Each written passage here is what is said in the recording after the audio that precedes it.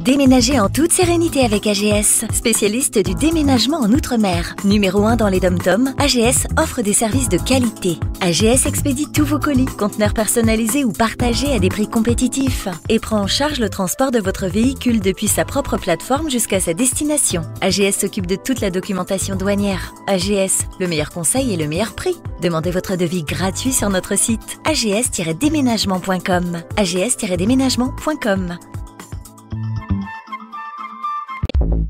Guadeloupe, actualité. Du Premier ministre, comme je vous le disais, sera-t-il ou pas renversé? C'est la question que se posent plusieurs membres de plusieurs partis politiques différents. Emmanuel Macron, le président, a pourtant prévenu, les motions de censure sont des motions de dissolution. On part du côté de l'Assemblée avec ces images de Maurice Cessé. Écoutez, si vous voulez avoir la réaction d'un apparenté socialiste, d'un ultramarin, et à la suite, bien sûr, des quelques semaines que nous avons connues, écoutez, apparemment, dans le discours de politique générale du Premier ministre, qui était assez iconoclaste, assez singulier, il y a eu quelques engagements, quelques pistes de rupture prononcées, annoncées. Et vous avez remarqué aussi qu'il n'y a pas eu de détails. Et souvent, le diable se cache dans les détails. Après, il replace le Parlement un peu à sa place, avec sa mission, son rôle dans cette démocratie parlementaire. C'est à saluer. Après, tout sera dans le débat parlementaire.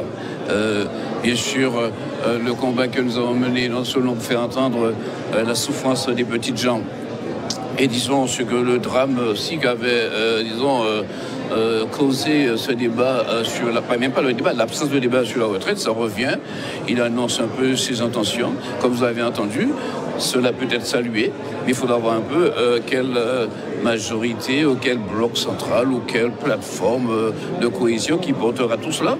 Et pour l'instant, nous-mêmes, nous sommes sur notre position. Nous attendons surtout ce qui sera dit aussi concernant les collectivités locales. Nous sommes à un mois de la rentrée et pourtant des problèmes d'hygiène se font déjà ressentir dans certains établissements sur le territoire.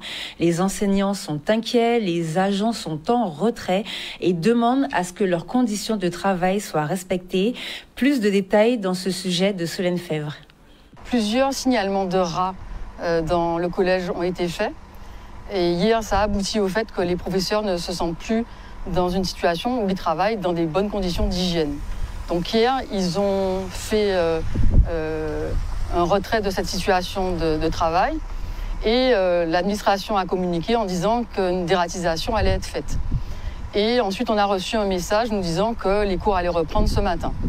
Donc hier soir, nous avons envoyé avant 20h un courrier à l'administration au nom des représentants du SNES-FSU en demandant un certain nombre de choses. Quel protocole a été appliqué ? Est-ce que toutes les salles ont bien été nettoyées?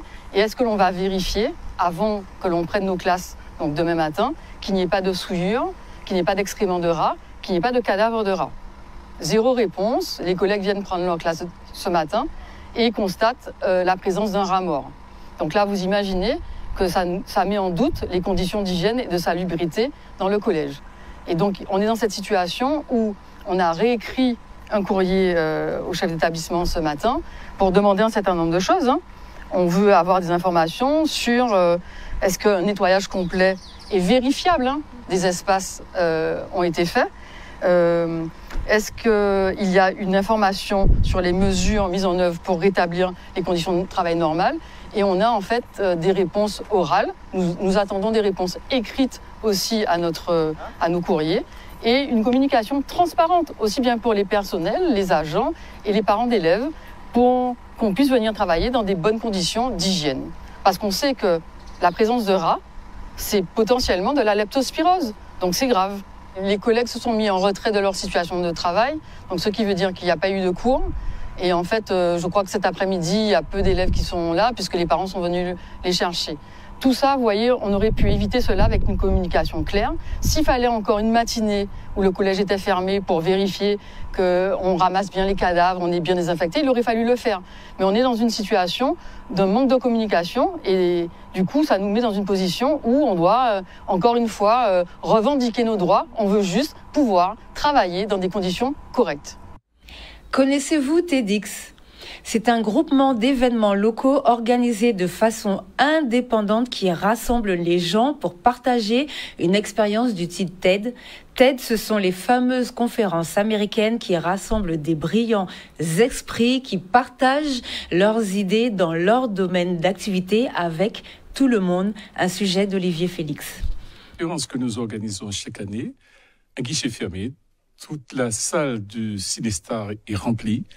Et c'est une conférence qui mérite d'être écoutée parce que nous sélectionnons avec beaucoup d'attention une douzaine de speakers sur des sujets très variés, technologiques, sur la science, la médecine, la musique, l'art. Et c'est très important de pouvoir faire circuler ces idées au sein de notre communauté. C'est ce que je propose en fait dans cette conférence, c'est de voir la cuisine autrement qu'un moment juste pour remplir un ventre, mais que derrière la cuisine, eh bien, il y a énormément de choses, il y a une histoire, une mémoire, un terroir, un territoire, et que via ce canal, comme il pourrait y avoir d'autres canaux, mais en tout cas via ce canal, eh bien, on peut aller au-delà des apparences, on peut se connecter véritablement à l'autre, entre guillemets, un inconnu, et finalement, c'est là que peut se dessiner notre propre identité. Parce qu'il y a un principe que je souhaite diffuser là-dedans. Enfin, c'est un principe aujourd'hui qui est connu, mais peut-être pas assez par le grand public, en tout cas par rapport à ce qu'on entend. C'est que l'identité ne se perd pas dans la rencontre, elle s'y révèle. Et c'est sans la différence, on ne peut pas savoir qui on est vraiment.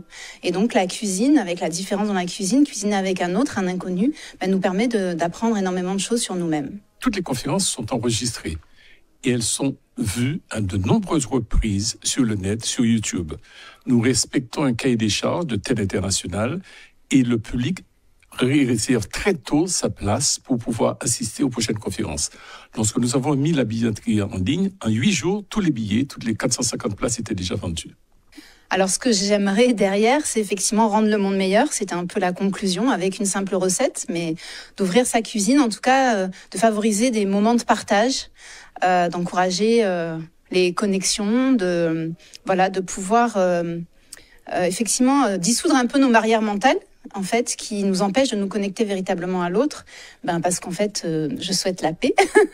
Ça paraît utopiste comme ça, mais je pense qu'on en a vraiment besoin, surtout par rapport à l'actualité d'aujourd'hui, de la paix, de la compréhension, de la tolérance mutuelle, de l'amour de soi et de l'amour de l'autre. Éveiller les consciences, faire circuler des idées au-delà de notre territoire, partager en Guadeloupe les meilleures idées que nous aurions pu collecter à l'extérieur, parce qu'il y a d'autres TEDx dans plus de 170 pays au monde, et en même temps partager celles de la Guadeloupe vis-à-vis de l'extérieur.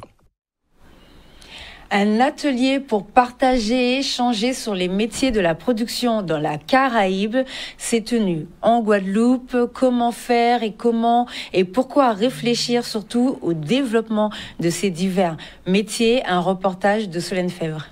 L'idée, en fait, c'est de créer des espaces de discussion où on échange un petit peu ensemble sur qu'est-ce que c'est le métier de produire le documentaire dans l'espace caribéen, quelles sont les stratégies qu'on peut mettre en place pour réfléchir à l'éthique et l'éthique de coproduction, et de manière plus loin de créer ces espaces dans les festivals, parce qu'un festival comme Monde en Vue, c'est aussi un festival d'échange et de mots d'idées, mais les gens de l'industrie ont aussi besoin d'échanger les idées. Je pense que c'est très très très important qu'on le réfléchisse et qu'on se rende compte, parce que on a besoin de créer nos propres stratégies et nos propres espaces, et c'est ce que nous donne aujourd'hui cette carte blanche d'être tous ensemble. C'est surtout de partager en conversation et de partager notre question sur le métier de la production et spécialement de comment produire depuis au Caraïbe. C'est la première challenge qu'on trouve dans les Caraïbes, c'est surtout des connexions, des langues, comment se connaître, comment faire des rendez-vous entre nous, comment soutenir un réseau. Aussi, bien sûr, les défis de la financiation, parce qu'on n'a pas les mêmes accès aux ressources, aux fonds, aux financiations dans les différents pays. On doit encore de trouver des autres façons de financer les projets et de faire la collaboration et la coproduction internationale. Parfois, on s'attelle seulement à des budgets, entre guillemets, de l'audiovisuel, quand on peut tout à fait, selon les thématiques du film, toucher à des budgets de santé, toucher à des budgets d'éducation pour travailler sur ces films-là. C'est une industrie de longue haleine, parce que pour créer un film documentaire, je crois qu'on est entre 6 et 7 ans, généralement. Et quand on est en coproduction, les gens utilisent ce mot de mariage ou de liaison, parfois de divorce, hein, malheureusement, mais c'est encore plus loin parce que c'est des cultures de production, c'est des langages, c'est des réflexions, c'est des pensées publiques. Et puis il faut ramener quand même la question du contexte aujourd'hui, qui fait que certains thèmes, et surtout les thèmes qu'on a envie de toucher, qu'on a envie de discuter ici, les langues, la langue créole qu'on a envie de mettre en valeur dans les documentaires, peuvent rencontrer des barrières politiques à sa circulation, parce qu'il n'est pas encore facile aujourd'hui de faire les films qu'on a envie de faire dans des contextes politiques plus conservateurs. Nous recevons maintenant Christopher Gérand, responsable du service formation à France Travail. Bonsoir. Bonsoir. Alors, est-ce que vous pouvez nous parler de l'événement que vous allez mettre en place, le Forum de la formation, s'il vous plaît? C'est tout d'abord la première édition de ce forum qui est organisé par France Travail Guadeloupe et Île du Nord, aussi en partenariat avec l'État. Donc, ce sera totalement axé autour de la formation. L'objectif, c'est de mettre en visibilité un panel de formations que nous avons acheté cette année à disposition des usagers, des demandeurs d'emploi, mais aussi d'apporter des réponses concrètes pour toute personne qui aurait un projet de formation ou un projet de réorientation professionnelle.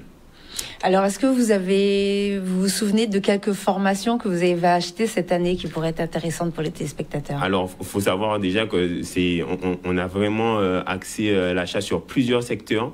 Donc, ça part du numérique, du commerce, de l'hôtellerie-restauration, du BTP.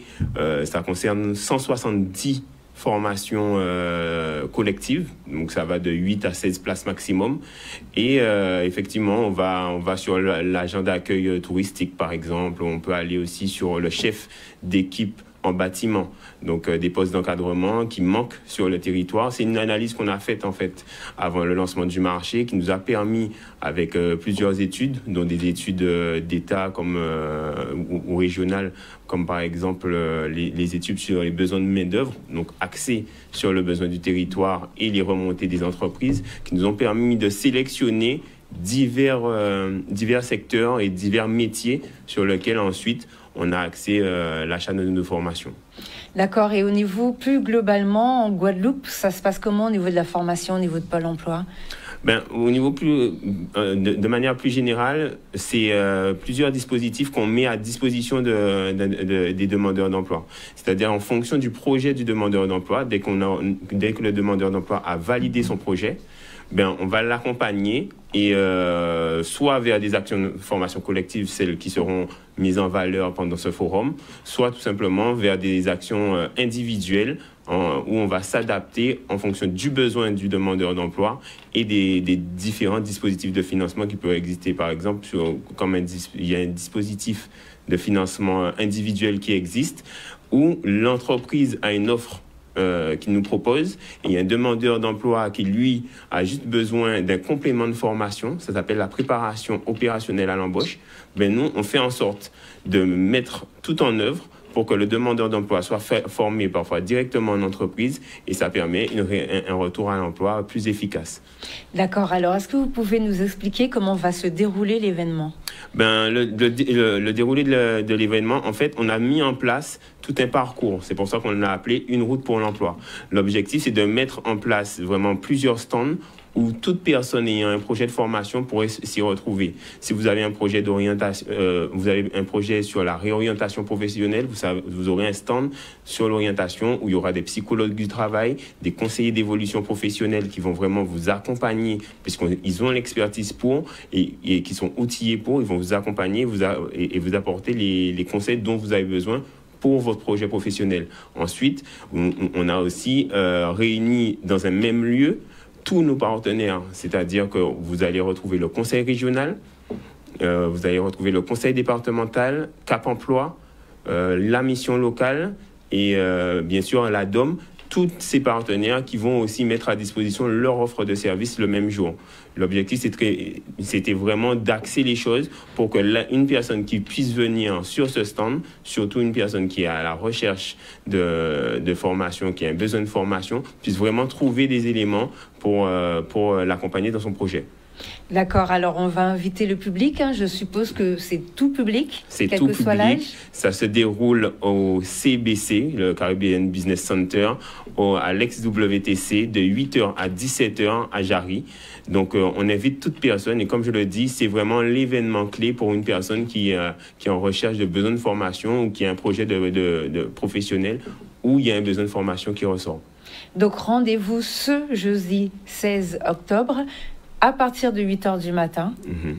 Avec jusqu'à 17h. Jusqu'à 17h, effectivement. Merci beaucoup. Est-ce que vous voulez rajouter quelque chose?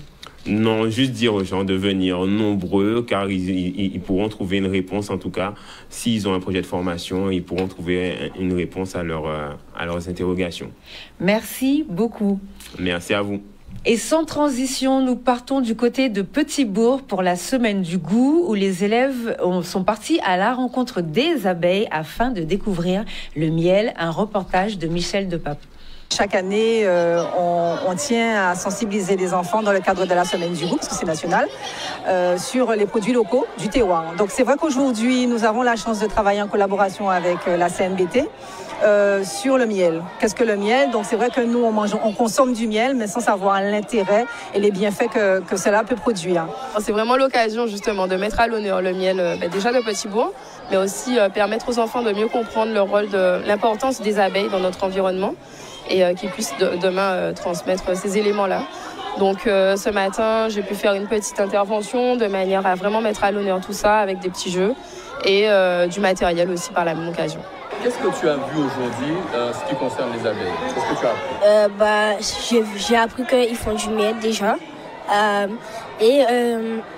J'ai appris aussi qu'ils prennent le miel dans des fleurs. Est-ce que tu vas faire un petit peu attention par rapport aux abeilles? Oui. Pourquoi?